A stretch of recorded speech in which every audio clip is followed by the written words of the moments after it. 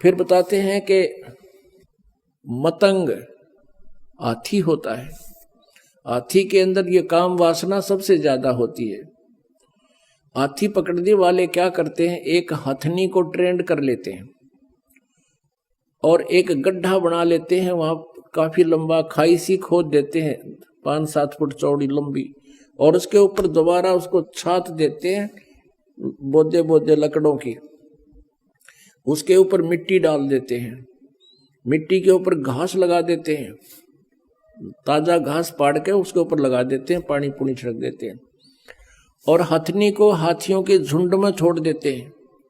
वो जाती है हाथी के साथ सपरस करती है अपने शरीर को, उसको उत्तेजित करने के लिए। हाथी उत्तेजित होकर के 2-4 हाथी उसके पीछे चल पड़ते हैं। वो फिर भाग लेती है वापस उसी दिशा में जहां से उसको छोड़ा गया था। वो सीधा भागी आती है, पहले तो हाथी उसके पीछे पीछे भाग रहे होते हैं, फिर वो साइड काट के, उसको पता होता है कि यहाँ तूने नहीं आना, वो उस स्थान को छोड़कर जहाँ गड्ढा बना रखा होता था उसके साइड से काट के फिर हाथी उसकी तरफ भागते, तो फिर उसी तरफ काट के एकदम कट के फिर सीधी भाग लेती है। यानी उनको ऐसा ट्रेंड कर रखा है, वो एक बार ऐसे भागेगी वो स्वयं साइड पकड़ के आती है और फिर सीधी इधर भाग लेती है। तो हाथी फिर सीधे ही भागे आते हैं उसके पीछे, और उस खाई में गद गद 3-4 कट्ठे पड़ जाते हैं, गिर जाते हैं, और फिर सारे दिन चिंगाड़ मारते रहते हैं।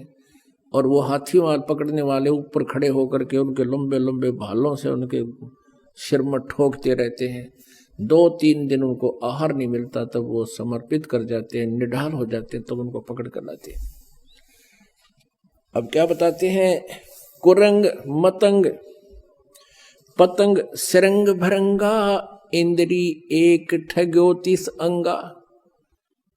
फिर पतंग, अब वर्षा के दिनों में आप देखोगे लाइट के ऊपर पहले दीपक होते थे बगैर कवर के, और ये जीव जंतु पतंग उड़ के सीधे उस दीपक के ऊपर गिर जाते हैं और जल के मर जाते हैं। उनके बस की बात नहीं, वो इतने विवश हैं उस रूप के ऊपर, वो बहुत आसक्त है, वो मर जाते हैं, हटते नहीं।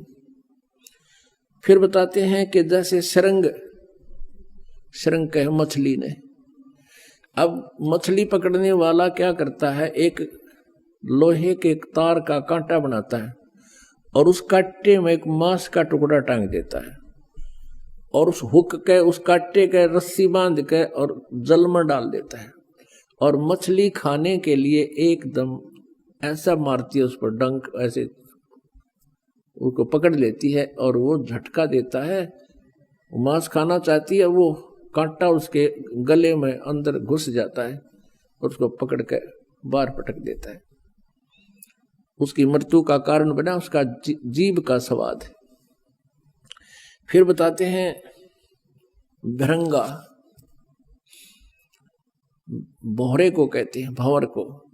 भौरा क्या करता है, फूल के ऊपर जाके बैठ जाता है और शाम के समय उठता नहीं, क्योंकि उसको बड़ा आनंद आ रहा होता है। नासिका इंद्री उसकी बहुत उस पर प्रभावित है और सुगंध को वो छोड़ता नहीं, और रात्रि के समय वो फूल बंद हो जाता है, भौरा सुबह तक उसमें मरा हुआ मिलता है। अब परमात्मा क्या बताना चाहते हैं कि इस काल ने, कहते उन प्राणियों, कहते एक एक विषय था और उस विकार के कारण उनकी मौत का कारण बन गया।